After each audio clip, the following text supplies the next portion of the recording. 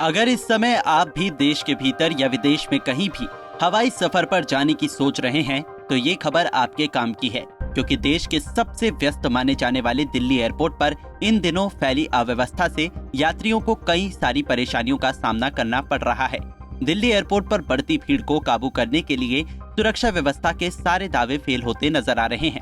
Airport पर लगे सुरक्षाकर्मी यात्रियों की भीड़ को रोकने में पूरी तरह से असफल दिखाई दे रहे हैं, जिसके बाद दिल्ली एयरपोर्ट से अलग अलग जगहों पर यात्रा करने के लिए घर से निकले यात्रियों ने भी अपनी नाराजगी जाहिर की है।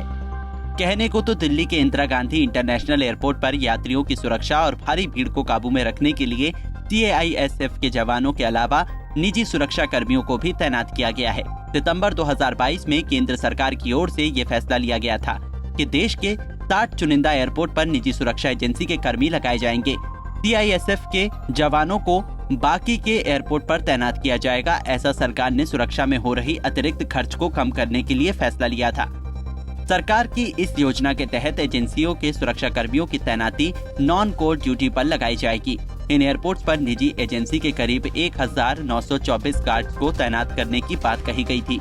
एयरपोर्ट अथॉरिटी ऑफ इंडिया के अनुसार सरकार के इस फैसले से सुरक्षा खर्च में कमी लाई जाएगी और देश में बन रहे नए घरेलू और इंटरनेशनल एयरपोर्ट के संचालन में मदद मिलेगी। सरकार की ये योजना कितनी सफल हुई या नहीं, इस पर अभी कुछ भी नहीं कहा जा सकता, लेकिन इन दिनों दिल्ली एयरपोर्ट की जो तस्वीरें सोशल मीडिया पर तेजी से वायरल हो रही हैं, उनमें साफ देखा जा सकता है कि यात्रियों की भारी भीड़ को काबू में करने में सुरक्षाकर्मी विफल साबित हो रहे हैं।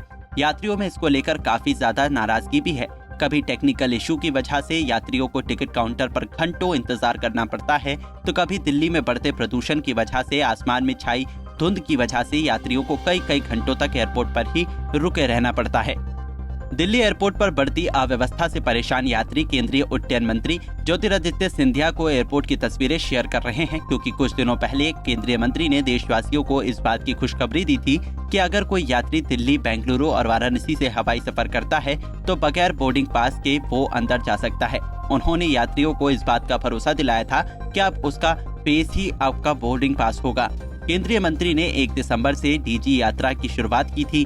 इसके तहत कोई भी घरेलू यात्रा डीजी यात्रा ऐप डाउनलोड कर किसी भी एयरलाइन से यात्रा कर सकेंगे।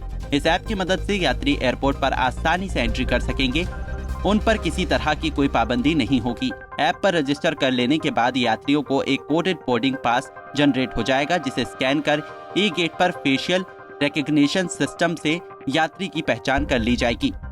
हालांकि केंद्रीय मंत्री की ओर से यात्रियों की सुविधा के लिए उठाए गए इस कदम के बावजूद दिल्ली एयरपोर्ट पर भीड़ कम होने का नाम नहीं ले रही है। लोग लाइनों में लगकर एक दूसरे को धक्का देकर आगे बढ़ने के लिए मजबूर है। आलम यह है कि लाइन में लगे यात्री कभी कभी तो आपस में एक दूसरे से भिड़ने तक को तैयार रहते हैं।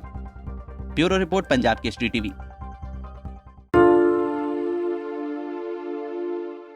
हमसे जुड़े रहने के लिए हमारे YouTube चैनल को सब्सक्राइब करें और नई वीडियो की नोटिफिकेशन के लिए बेल आइकॉन को दबाएं।